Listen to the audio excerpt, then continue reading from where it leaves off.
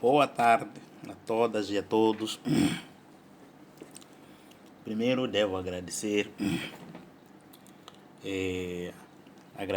a oportunidade que os companheiros cubanos, os companheiros com quem tenho trabalhado com eles, brasileiros, especialmente do grupo Dona Alzira,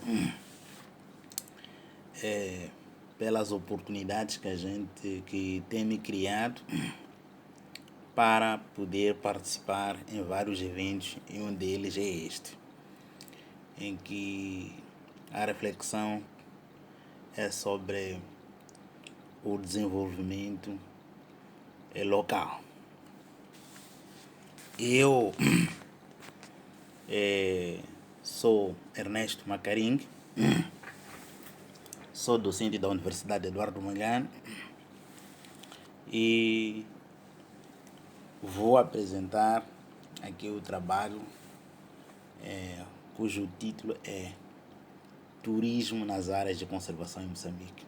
Análise dos impactos das relações sociais no Parque Nacional do Arquipélago de Bazaruto.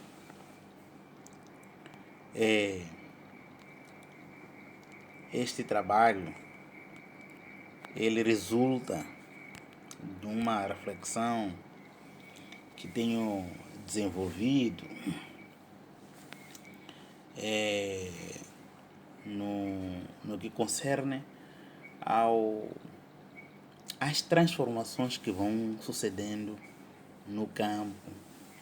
Como é que minha preocupação é como é que estas transformações efetivamente estão a impactar tanto do ponto de vista positivo como negativo. E neste caso, e para ver qual é a nossa contribuição para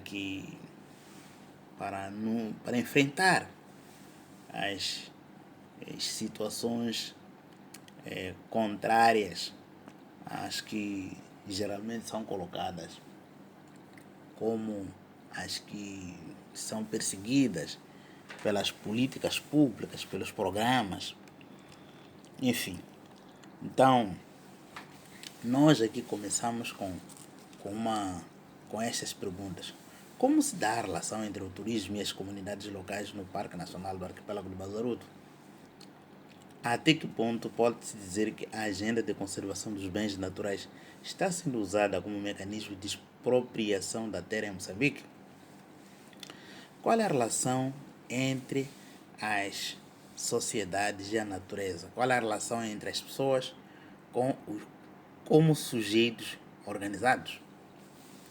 O governo, a nossa questão aqui, os nossos pressupostos, o governo de Moçambique, a governação, aliás, da terra em Moçambique, está muito longe de ser consensual. Observando todo o percurso do nosso país, desde que se conquistou a independência até hoje em dia, há muito debate, um debate divergente sobre de que forma deve-se gerir a questão da terra em Moçambique. A primeira questão, as contradições. Um grupo de pessoas reivindica esta coisa de ser a terra propriedade, são contrários a este princípio da terra, do fato de a terra ser propriedade do Estado. Existem vozes que contestam este regime estatutário da terra. Esse grupo, podemos dizer que tem fortes tendências para para a defesa dos interesses capitalistas. Então, há um debate que corre nos fóruns oficiais, há muitas reuniões, mas o governo, desde que se tomou esta decisão, este regime de que a terra é propriedade estatal, continua mantendo isso. O Estado concede o direito de uso e aproveitamento de terra, o que se chama aqui geralmente de doate. Moçambique é um país economicamente dependente. E isto tem muito reflexo nas questões de governação da terra. Moçambique é um país onde os processos de tomada de decisão continuam sendo muito centralizados. Há uma questão, esta é uma questão central, tem um peso muito forte na vida das pessoas.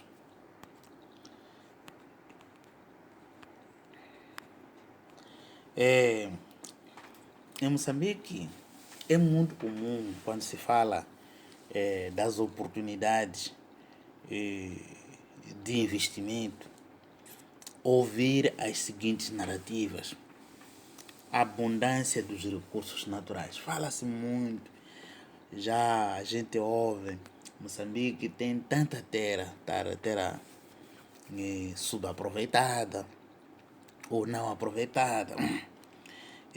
Tem tanta floresta, fala-se que um país tem tanta floresta, tem tanta biodiversidade. O país tem muitos minérios, o país tem muita água. O que infelizmente é pouco falado é exatamente quais são as condições desta terra, por exemplo, fala-se de que Moçambique dispõe de 36 milhões de terra arável. Mas quando vamos exatamente aquilo que são os dados estatísticos, embora eles não são tão confiáveis, mas eles são um elemento que a gente toma como base para a reflexão. Os dados estatísticos no que respeita, por exemplo, à ocupação da terra em Moçambique, essa terra arável, indicam que, em média, um agregado familiar ocupa 1,5 hectares. Isto chama-nos a atenção sobre exatamente qual é a terra que é efetivamente ocupada, em que condições esta terra se apresenta, aonde está localizada esta terra. Efetivamente chamamos esses números, esconde-se essa realidade ali.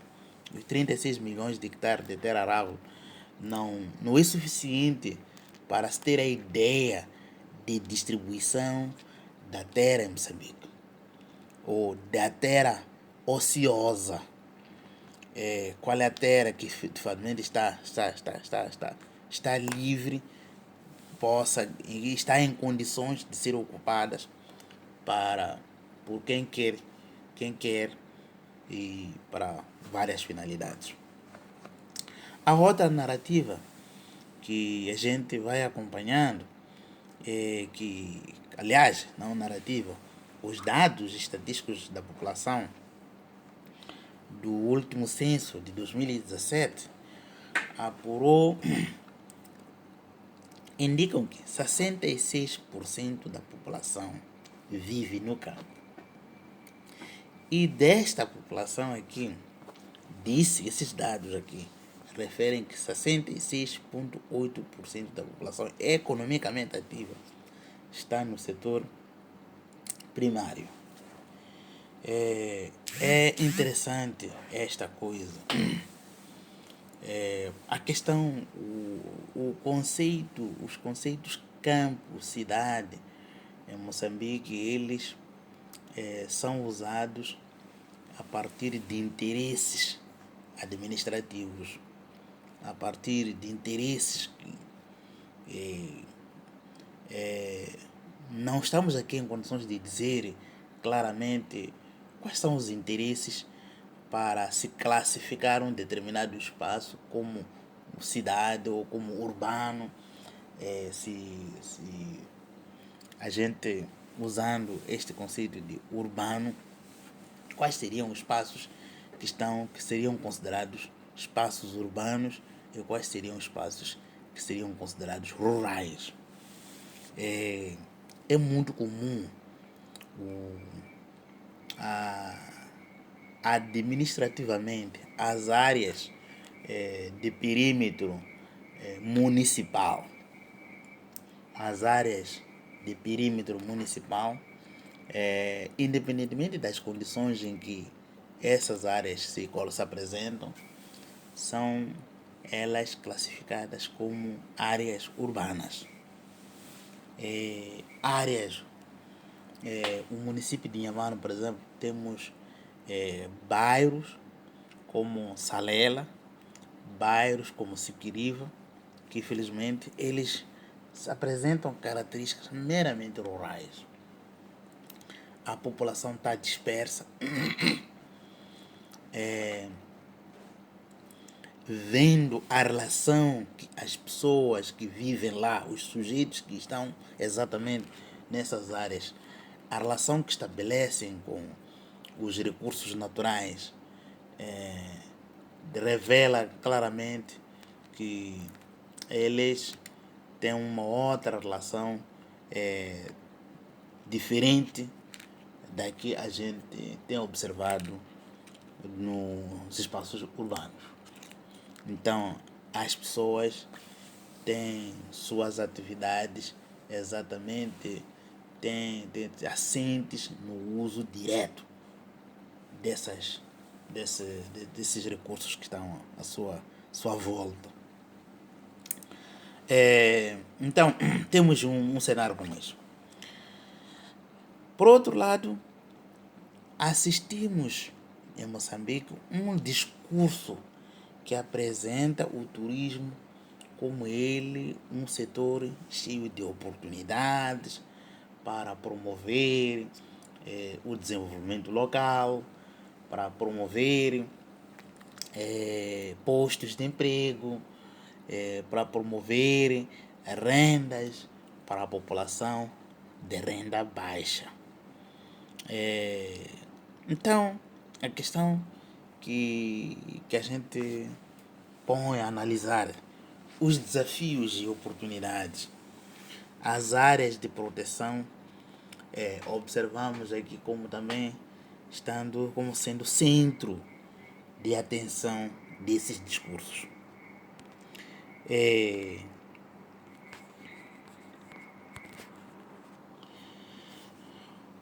Há um discurso, o discurso que apresenta o turismo como um setor vibrante, como aquele setor que mais rendimentos proporciona, mais gera dinheiro no mundo. Ele toma como base os dados mais globais. Fala-se daquilo que os países mais desenvolvidos movimentam do turismo. E é com base nesses resultados que efetivamente se apresenta o turismo.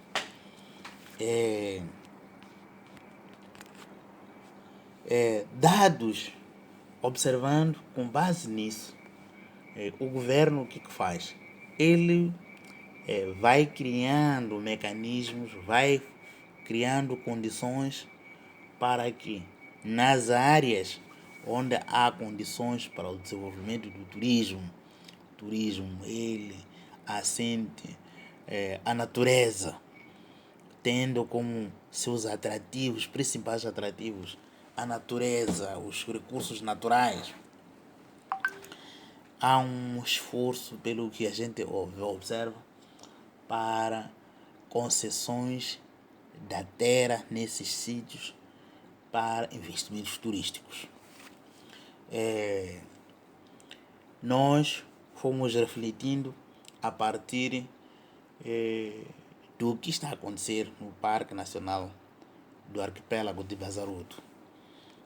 O Parque Nacional do Arquipélago de Bazaruto foi criado 4 anos antes da proclamação da independência. Ele possui uma área de 1.583 km², abrange 5 ilhas, dentre elas Bazaruto, Benguero, Magaruque, Santa Carolina e Bang. O, o Parque Nacional de Bazaruto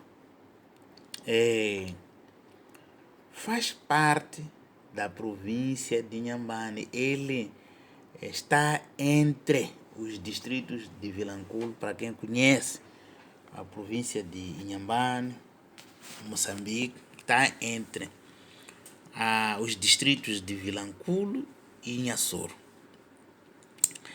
Esta área, a área marinha, integra a ecorregião, marinha da África Oriental, que se estende do sul da Somália até a província de Cabo, na África do Sul. Então, foi criado este parque para preservar o dugongo e a tartaruga, os principais recursos que são objeto de preservação nesta área é o dugongo e a tartaruga. Mas, para além disso, no Parque de Bazaruto é uma área onde é possível observar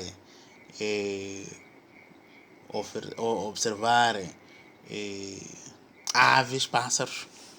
É possível escalar as paisagens, as lindas paisagens que a área oferece ou detém.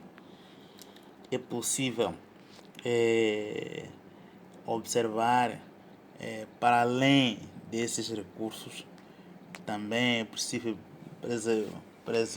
observar golfinhos, entre outros recursos que existem nesta área.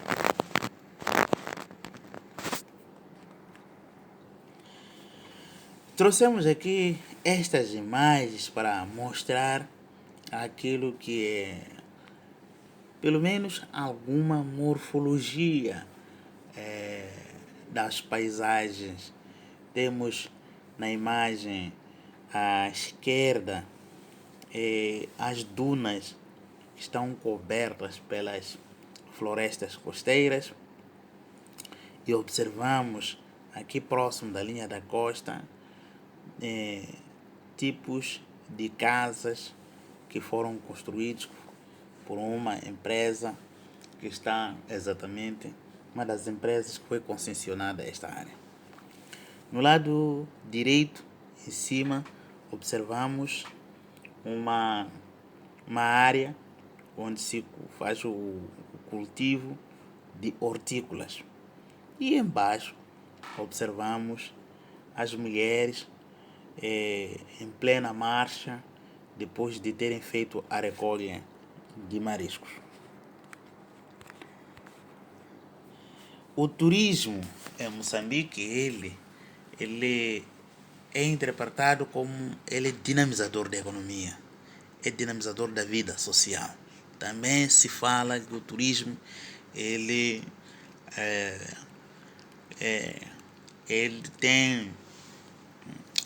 gera benefícios ambientais.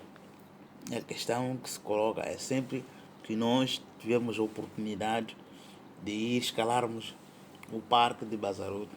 A nossa questão é observar exatamente em que medida em que efetivamente o turismo está a gerar benefícios econômicos às comunidades locais, está a gerar benefícios sociais às comunidades locais, está a gerar benefícios ambientais que possam contribuir para a manutenção da biodiversidade existente nesta área.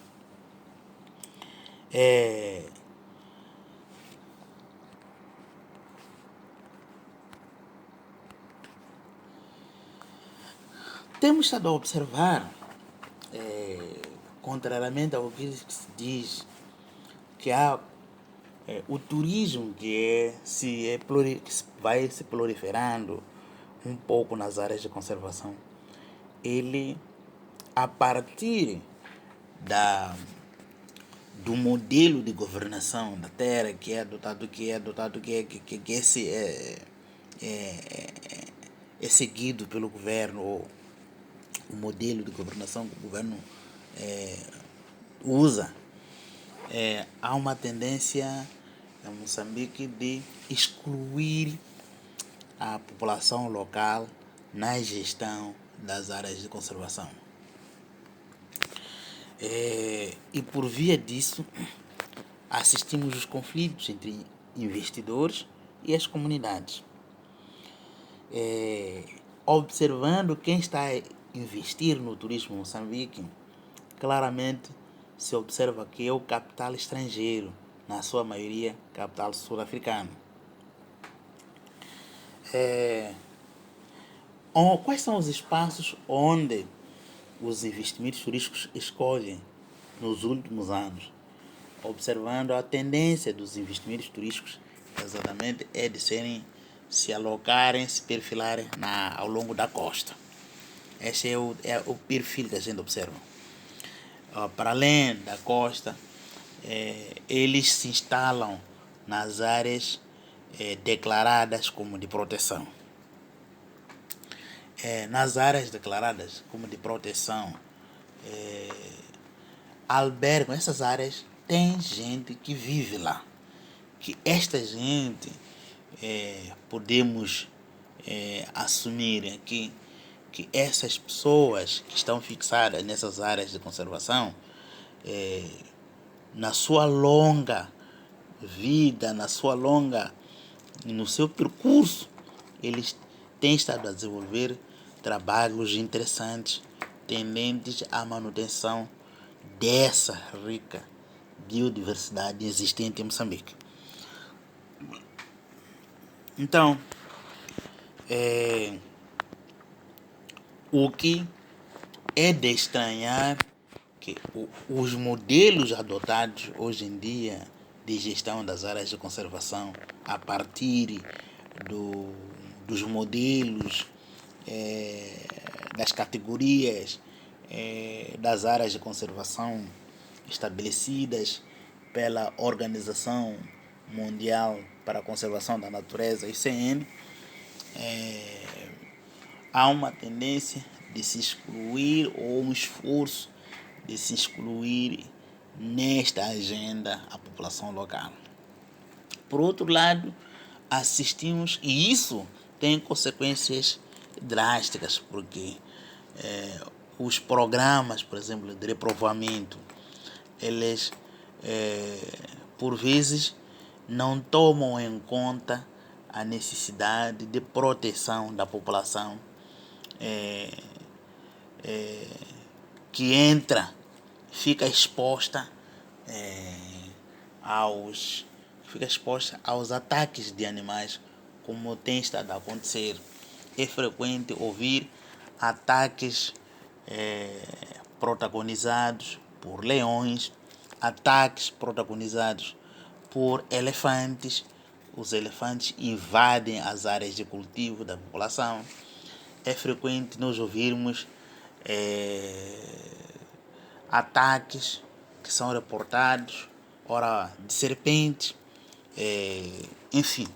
Então, os projetos, de alguma forma, o fato de não estarem contrário com a manutenção, com a presença humana nas áreas de conservação, não tomam em conta a necessidade de proteger as populações, que seriam com base em programas de educação que infelizmente não estão a acontecer como devia acontecer.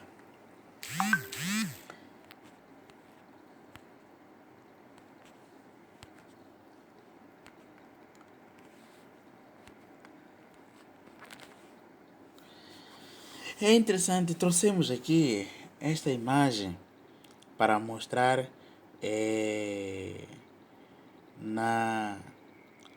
aquilo que está a acontecer na ilha de Benguero, os ganhos que o capital privado ele vai arrecadando nessas áreas. E por outro lado, o nível da pobreza que é possível observar nessas áreas. Por outro lado, vemos as estratégias que o governo vai usando exatamente para tendentes ao suporte das comunidades no âmbito daquilo que são políticas públicas do governo. Assistimos recentemente o governo dando um cheque correspondente a 2 milhões de meticais, esses provenientes das receitas dos operadores turísticos. Isto foi visto como exatamente resultado de 20% das receitas que foram geradas pelos operadores turísticos que estão a explorar. Então, esses 2 milhões exatamente seriam, vamos lá assim dizer, aquilo que seria a receita ou que foi canalizada, para a população que é estimada neste momento em 5.500 pessoas. Então, temos um cenário desta natureza. Então, esta é que é a relação. E termino aqui. Muito obrigado pela atenção.